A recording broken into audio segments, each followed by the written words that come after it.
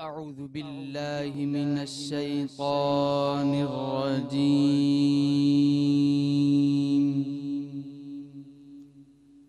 بسم الله الرحمن الرحيم.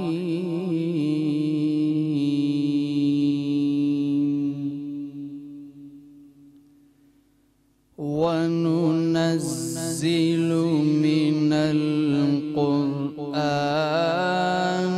ما هو شفاء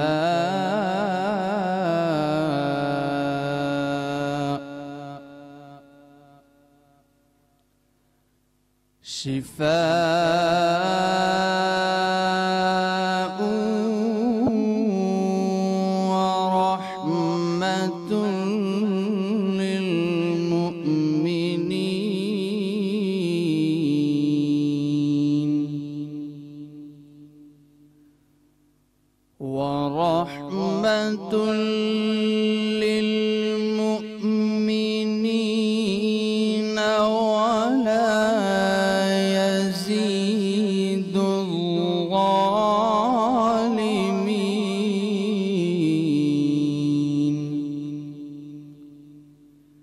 ولا يزيد الظالمين إلا خسارا.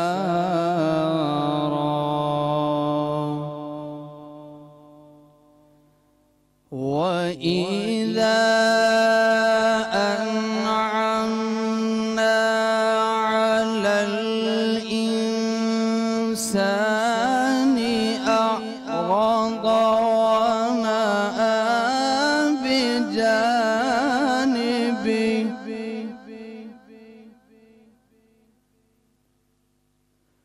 وإذا مسه الشر كان يئوسا.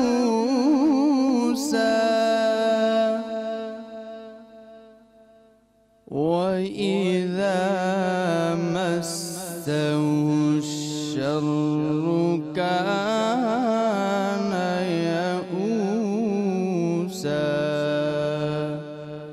آمنت بالله صدق الله العظيم. سبحان اللہ سبحان اللہ. بسم اللہ الرحمن الرحیم. السلام علیکم ناظرین. سحری کی اسپیشل ٹرانسمیشن میں آپ کو ایک دفعہ پھر خوش آمدید کہتے ہیں جناب. اور میرے ساتھ جیسا کہ ہمیشہ کی طرح آپ کو پتہ ہے شہری. السلام علیکم. وعلیکم السلام. اور ہمارے ساتھ موجود ہیں مفتی محسن الزمان صاحب. السلام علیکم. وعلیکم السلام ورحمۃ اللہ. علامہ سجاد شبیر رضوی صاحب. السلام علیکم. اور ہمارے ساتھ آج نعت کے لیے موجود ہیں اسد الحق صاحب. آپ کو بھی خوش آمدید کہتے ہیں. اور ہمارے ساتھ قوالی کے لیے موجود ہوں گے جناب مظاہر علی اور شمائل علی. آپ لوگ ایک دفعہ پھر خوش آمدید کہتے ہیں. اسد بھائی کی طرف چلتی ہوں تاکہ نعت کر.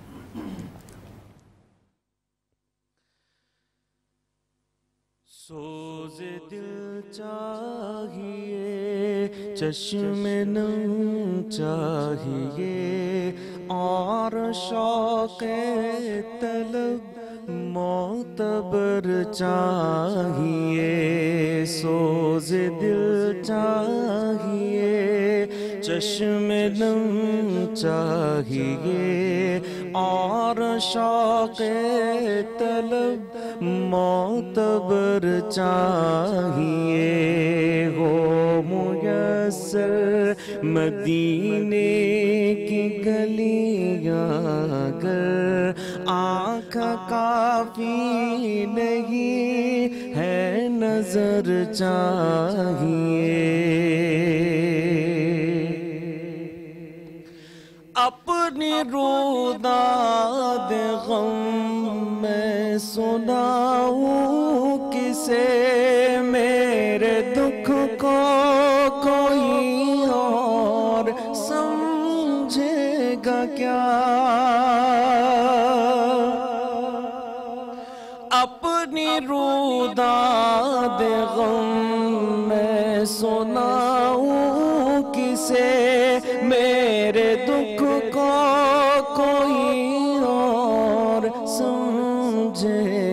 کیا جس کی خاک قدم بھی ہے خاک شفا، جس کی خاک قدم بھی ہے خاک شفا، میرے زخموں کو وہ چار اگر چاہیے،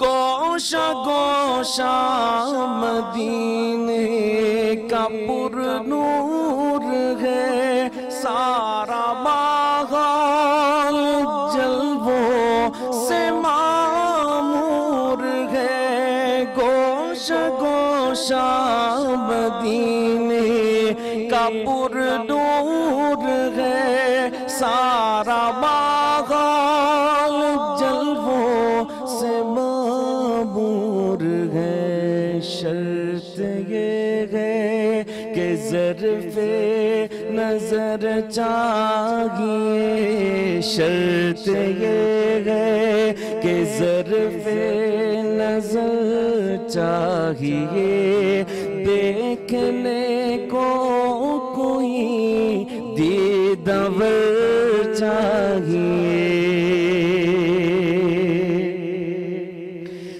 مدحت شاہ کونو مکہ کے لیے صرف لفظوں بیاں کا سہارا نہ لو، مدحت شاہ کونو مکہ کے لیے صرف لفظوں بیاں کا سہارا نہ لو، فن شعری ہے اقبال اپنی جگہ، فن شعری ہے اقبال اپنی جگہ، نعت کہنے کو خون جگر چاہیے، فن شعری ہے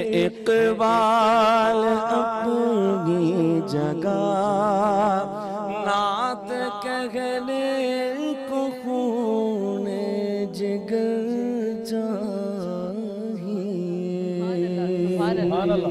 سبحان اللہ، بہت خوب، نعت کہنے کو خون جگر چاہیے، اور آپ کی آواز میں اسد بھائی بہت درد ہے، بے شک بہت خوبصورت، مولا آپ کو سلامت رکھے۔ اور جناب آج کا ہمارا ٹاپک قرآن اور اس کی فضیلت۔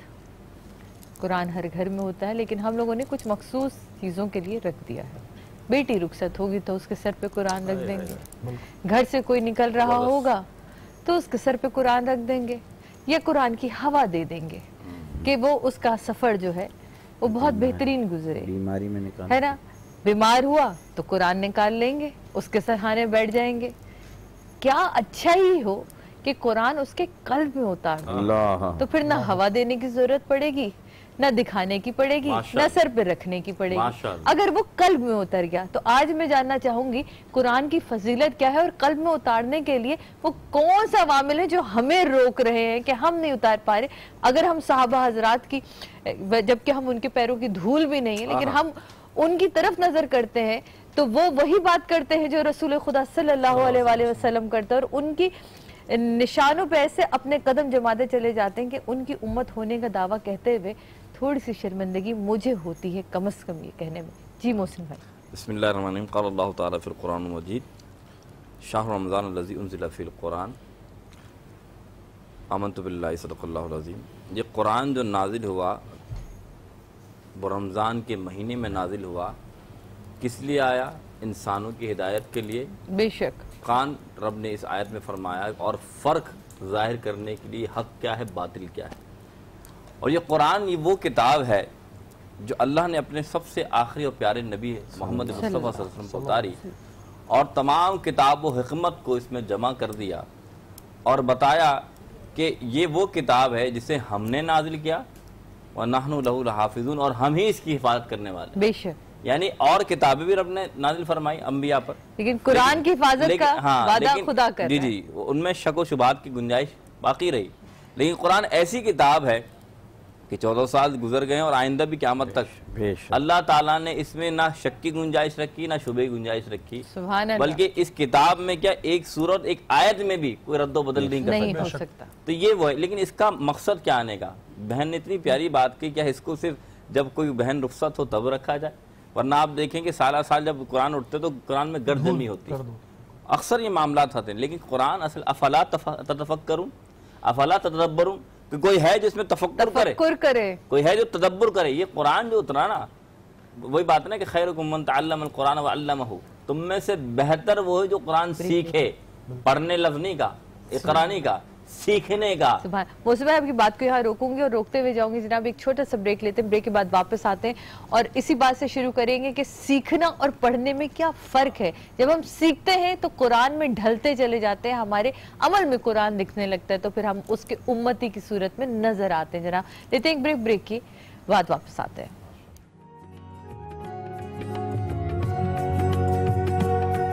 رمضان ہمارا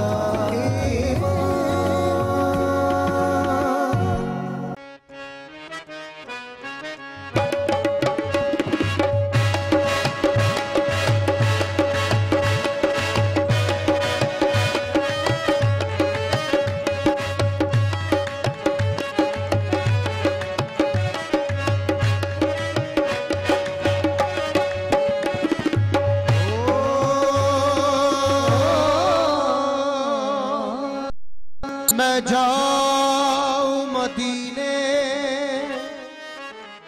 میری اوقات نہیں ہے، میں جاؤں مدینے میری اوقات نہیں ہے، سرکار بلا لے تو بڑی بات نہیں ہے، تو ہو جائے مدینے کا سفر کیسا لگے گا، ہو جائے مدینے کا سفر کیسا لگے گا، ہو جائے مدینے کا سفر کیسا لگے گا، ہو جائے مدینے کا سفر کیسا لگے گا، عاقبۂ رسول ہو جاؤں، عاقبۂ رسول ہو جاؤں، ان کے قدموں کی دھول ہو جاؤں، ان کے قدموں کی دھول ہو جاؤں، موت آئے مجھے مدینے میں، موت آئے مجھے مدینے میں، موت آئے مجھے مدینے میں، موت آئے مجھے مدینے میں، میں بڑا خوش نصیب ہو جاؤں، ہو جائے مدینے کا سفر کیسا لگے گا، ہو جائے مدینے کا سفر کیسا لگے گا، حسنین کا صدقہ، حسنین کا صدقہ، حسنین کا صدقہ،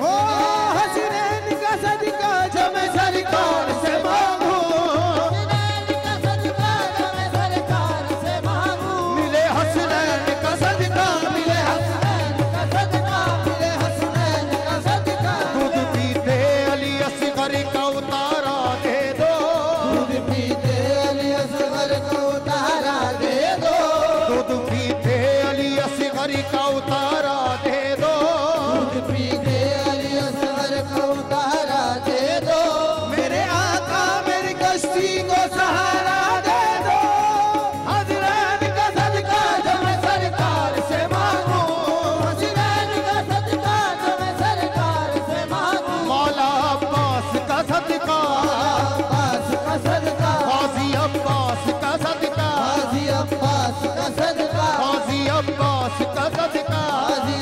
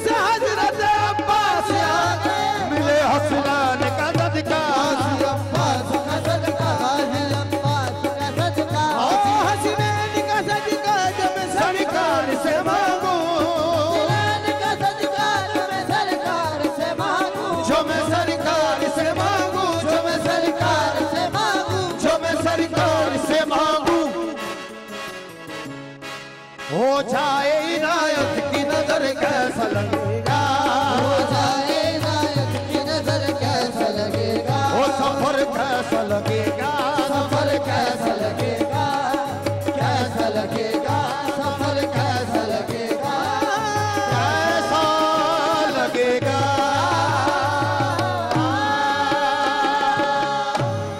सुभान अल्लाह जी, मौला सलामत रखे।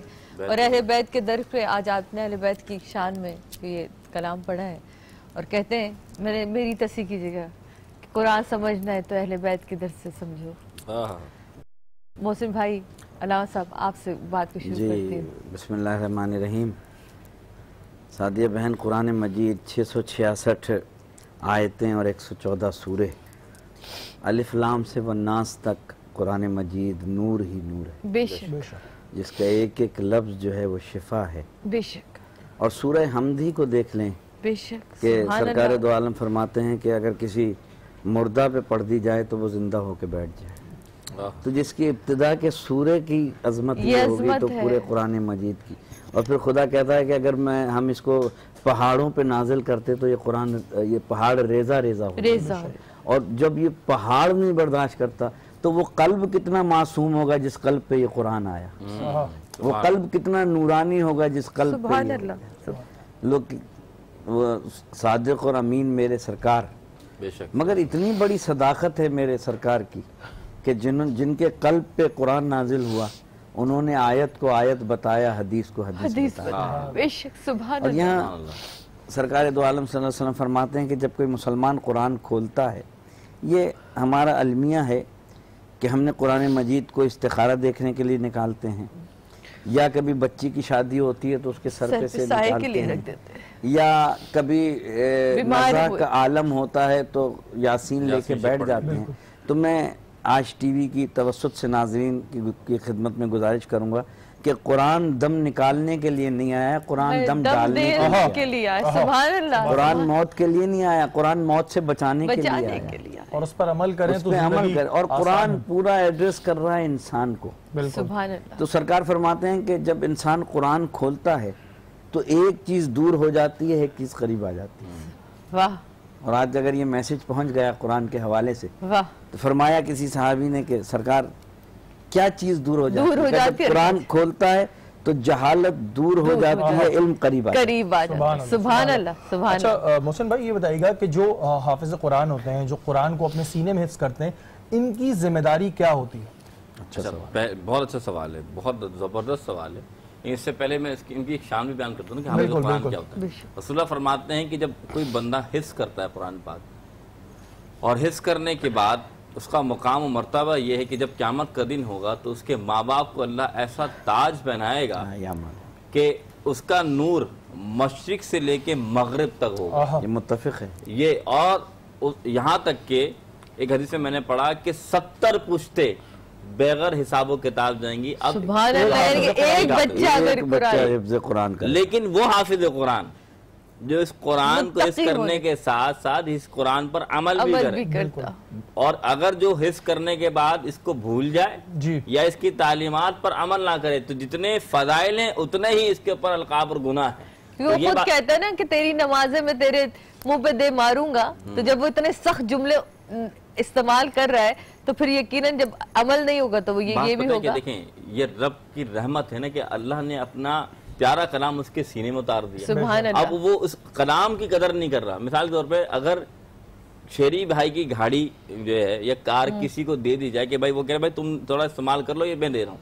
अब वो जब इतने प्यारे अंदाज में गाड़ी ने रखी और वो वापस जब मांगे तो बड़ी बुरी हालत में हो, क्या होगा? क्या मिसाल दी आपने, वाह। हालत बुरी रहेगी ना। रब ने तुम्हें अपना कलाम दिया अमानतन, और जब तुम अब उसके ऊपर अमल ना करोगे और उसकी सीरत पर और किरदार पर अमल नहीं करोगे तो क्या रब राजी हो जाएगा? वो कलाम जो पढ़ने वाला, जिसके बारे में अल्लाह फरमाता है अल्हम्दुलिल्लाहि रब्बिल आलमीन, 1400 साल पहले कुरान बता अल्लाह आलमीन का पालने वाला है। कोई दूरबीन नहीं थी, कोई रिसर्च नहीं थी। आज साइंस बता रही है कि इस आलम के अलावा भी और आलम है, आलमीन है। तो कुरान तो वो किताब है 1400 साल पहले बता दे। तो इस कुरान को अगर कोई सीने में रख ले اور پھر قدر نہ کرے تو اس سے بڑا بے قدرہ نہیں ہو سکتا۔ اچھا محسن بھائی ایک چیز اور تھوڑے سے مجھے بتائیے گا کہ ہمارے ہاں کچھ لوگ ایسے ہوتے ہیں ہم نے دیکھا ہے جو قرآن شریف کے اندر چیزیں رکھتے ہیں لائک جیسے علاوہ صاحب آپ بھی مجھے اس پہ تھوڑا سا بتائیے گا کہ پرائز بانڈ رکھ دینا یا کوئی تعویذ قرآن کے اندر رکھ دینا، کیا یہ شرک کے زمرے میں آتا ہے؟ دیکھیے قرآن پاک کے اندر پاکیزہ چیز رکھیں، ایک تو رکھنے کا تصور قرآن میں کیوں رکھ رہے ہیں، پہلی بات تو یہ کہ جی اگر قرآن میں اگر بانڈ کھل جائے گا ہمارا برکت کے لیے رکھ رہے ہیں ویسے تو منع ہے مگر اس کاغذ کا پاک ہونا طاہر ہونا ضروری ہے۔ اگر وہ پرائز بانڈ پتہ نہیں کس کس کے ہاتھ لگے اور وہ کن حالات میں ہاتھ پتہ نہیں کس کس حالات اور اس نجس چیز کو آپ اللہ کی کتاب میں رکھ رہے ہیں تو یہ تو عذاب کو دعوت ہے۔ اور یہاں آپ کے توسط سے ایک بات میں ضرور کہوں گا اور مفتی صاحب کی بھی تائید لیتے ہوئے کہ دیکھیں ہم دنیاوی علم جو پڑھاتا ہے، فزکس پڑھانے آتا ہے ٹیچر، کیمسٹری پڑھانے وہ استاد ہیں، ہمارے لیے بڑے معزز ہیں، ہم ان کو کتنے مشاورے دیتے ہیں، بچوں کو ٹیوشن پڑھانے لے جاتے ہیں، مگر جب گھر پہ قاری قرآن پڑھنے بڑی پیاری بات کی آپ نے، ہم نے اپنی پوری زندگیاں جو ہیں علم دین کے لیے ہمارے ماں باپ نے وقف کر دی۔ بالکل ٹھیک ہے نا، جب ہمارے قاری قرآن یا معلم یا عالم یا ہم قرآن پڑھانے جاتے ہیں تو ہم اس میں بڑا جیسے ہی گھر والا سنتا ہے پہلے تو منہ بناتا ہے، اس کے بعد کہتے ہیں قاری صاحب سے کہہ دینا آدھے گھنٹے کے بعد آ جائے۔ بالکل اور یہ وہ علم جو یہاں کام آئے گا، یہاں صرف کام آئے گا، اس کے لیے ہم اتنے ہزاروں روپے دے رہے ہیں، اور وہ علم جو یہاں بھی کام آئے گا اور قبر میں بھی کام آئے گا۔ اور ایک حافظ قرآن جیسے انہوں نے فرمایا متفقہ علیہ حدیث ہے کہ سر پہ تاج پہنایا جائے گا، اور حدیث میں یہ ہے کہ سرکار دو عالم صلی اللہ علیہ وسلم اپنے ہاتھ سے حافظ قرآن کے والدین کو تاج پہنائیں گے، تاج، اور دوسرے ایک حافظ 10 آدمیوں کو جنت میں لے جائے۔ اچھا جو مولوی یا جو بھی قاری ہمیں پڑھانے آتے ہیں اور جو ان کا ایک ہدیہ ہوتا ہے، کیا اس کے اوپر بارگننگ کرنی چاہیے؟ پہلی بات اجرت تو وہ اس پڑھانے کی نہیں لے سکتا، وہ اجرت جو ہے وہ اس وقت کی لیتا ہے جس وقت کو وہ اپنے متعین کر رہا ہے۔ تو شریعت میں قرآن پڑھانا یا نماز پڑھانے کی اجرت ہے ہی نہیں، جائز ہی نہیں۔ یہ قرآن پڑھانا یا نماز پڑھنا اللہ کے لیے، حضرت کے فقہ میں بھی ہوگا یہی بالکل۔ تو اسی طریقے سے اگر جو وقت دے رہا ہے نا، عالم دے رہا ہے یا حافظ قرآن دے رہا ہے، اس وقت کے وہ متعین کر لے پیسے۔ لیکن یہ کہ بارگیننگ سے مراد یہ نہیں، بات یہ کہ جب اب دنیا کی وہی بات آ گئی، جب دنیا کی تعلیم کے لیے آپ سب مثال دو بھائی، صدقہ اور خیرات دینا ہے تو مولوی کو دو، اچھی چیزیں دینی ہے تو بھائی اپنے استاد کو دو۔ مدرسے میں بات یہ میں آپ کو مثال دوں، سب سے کمتر جو بچہ ہوگا نا جس کی عقل بالکل ختم ہوگی اسے مدرسے میں ڈال دو، اور جو سب سے اچھا ہوگا نا اسے بنانا ہے ڈاکٹر، اسے بنانا ہے انجینئر۔ خدائی قسم اس دین کو تم نے اتنا نعوذ باللہ نازیبہ سمجھ لیا کہ اپنے سب سے کمتر بچے کو وہاں ڈال دو۔ اور آپ یاد رکھیے گا، یہ چیلنج کرتا ہوں، جو حافظ قرآن بچہ ہوتا نا اس کا دماغ اس سے کئی گنا زیادہ اچھا ہوتا ہے جو ڈاکٹر بن رہا ہوتا ہے۔ مگر یہاں یہ بھی بتائیے، میرا سوال یہ بھی کہ کیا قرآن پڑھانے کی اجرت دنیا میں کوئی دے سکتا ہے؟ پہلے یہ سوال کوئی بھی نہیں دے سکتا، اور میرے حساب سے تو مجھے تو یہ علم دین سکھانے کی، علم دین جو سکھاتا ہے معلم، اس کی اجرت کوئی دے سکتا ہے؟ اور یہ وہ حقیقت ہے یہ بالکل ویسے ہی ہے جیسے ماں کی ایک کروٹ کی آپ کا حساب نہیں دے سکتے، تو ویسے ہی آپ اس عالم کا جس نے آپ کو الف لام میم سکھا دیا اور بسم اللہ کا مطلب سکھا دیا، تو اس کی آپ کیسے اجرت دے سکیں؟ سعدیہ بہن یہ بھی متفق علیہ حدیث ہے کہ عالم جو ہے، عالم وہ امت کے روحانی باپ ہیں۔ میں نے جو آپ کے سامنے حدیث بیان کی نا کہ خیرکم من تعلم القرآن، تم میں سے بہترین اللہ نے بتا دیا کہ تم میں سے بہترین ہے وہ جو قرآن سیکھے اور سکھائے، یعنی تمام کائنات کے لوگوں کو جمع کرو، ان میں بہتر وہ بندہ ہے۔ لیکن ہمارے ہاں بہتر کے بجائے مولوی کو یا قاری کو سمجھا یار یہ تو اچھا جیسے قرآن شریف پڑھتے وقت جہاں پر میں نے سنا ہے، اگر غلط ہوں تو مجھے بتائیے گا آپ، کہ جہاں مار پڑتی ہے وہاں قبر کی آگ نہیں لگتی، اس کی دوزخ کی آگ نہیں لگتی جو پڑھائی کے دوران۔ اچھا یہ ایک حدیث ہے، لیکن اس سے مراد یہ نہیں کہ آپ بچے کے جو ہے نا وہ سیکھے اور تشدد کر کے اس کے ہاتھ پیر کو جلا دیں یا اس کے نشانات سے بھر دیں۔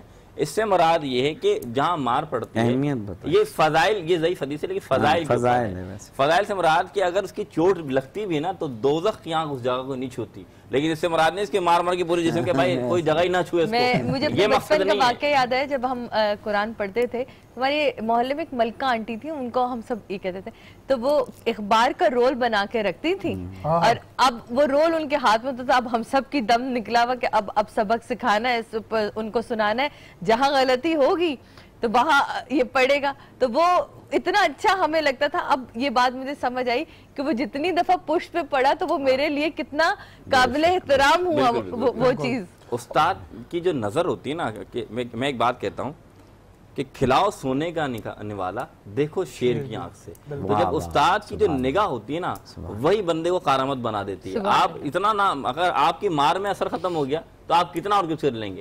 آپ کی طاقت جو ہے نا آپ کی زبان میں ہونی چاہیے, خود بخود ادب. اور یہی چیز مفتی صاحب اتنی خوبصورت بات کر دیتے ہیں کہ بچیوں کی شادیاں نہیں, بچیوں کی جو ہے وہ شادیاں نہیں ہوتی ہیں. ہمارے پاس روز 10-15 ٹیلی فون آتے ہیں. اب اگر عشاء کی نماز, مغرب کی نماز کے بعد اور عشاء سے پہلے 40 دن تک سورہ واقعہ پڑھے, اچھا, تو یقین مانے, مفتی صاحب بھی میری بات کی تائید کریں گے یقیناً, کہ یہ شروع کرے گی بچی قرآن کریم, وہ بچی خود پڑھے جس کی نہیں ہو رہی. دیکھیں قرآن کریم کے پڑھنے کے آداب ہیں, جیسے دعا مانگنے کے آداب ہیں, نماز پڑھنے کے آداب ہیں. سورہ یاسین قرآن کا دل ہے, اس میں اتنی شفا ہے. ہم کیوں نہیں قرآن کی طرف رجوع کرتے؟ مگر وہ زبان بھی تو لائیں جو پاکیزہ ہو. اب پورے دن اس زبان سے جھوٹ بولیں, پورے دن اس زبان سے خدا کی نافرمانی کریں, پورے دن کسی غریب کو جھڑکیں, پورے دن غرور اور تکبر کریں, پورے دن کسی سے 4 انگلیاں ملائیں مصافحہ کرنے میں. یہ حدیث ہے کہ اگر مصافحہ کوئی مسکرا کے کرتا ہے تو 70 نیکیاں اس کے نام اعمال میں لکھی جاتی ہیں, اور ہم کتنے غرور میں 3 انگلیاں ملاتے ہیں. علامہ صاحب آپ کی بات کو روکتے ہوئے یہاں لوں گی جناب ایک چھوٹا سا بریک کے بعد واپس آنے کے بعد یہ پوچھیں گے وہ کون سی چیزیں ہیں جو ہم قرآن سے سیکھ کے اپنے یہ ارد گرد کے یہ جو مسائل ہیں, شر ہے, ان سے ان کو دور کر سکتے ہیں. اس پہ نظر ڈالیں گے جناب, لیکن ایک چھوٹے سے بریک کے بعد.